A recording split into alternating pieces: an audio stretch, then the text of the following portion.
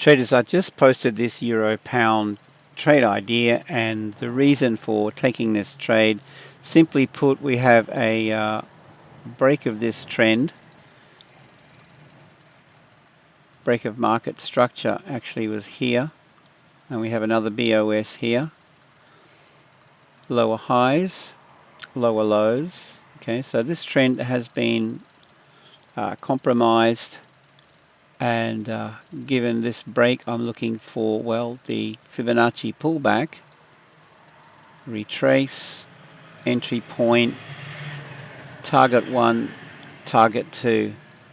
Can this trade the other way and take us out? Absolutely it can. So understand the risk. Now we've got a weekly, previous weekly high or low, this orange line, stop loss is slightly above.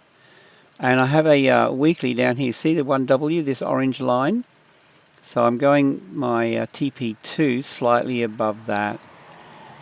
TP1 you could take partials off, pull the stop loss down to better than break even. And at that point you're in the money. And we'll see how we go. That's my take on the euro pound today.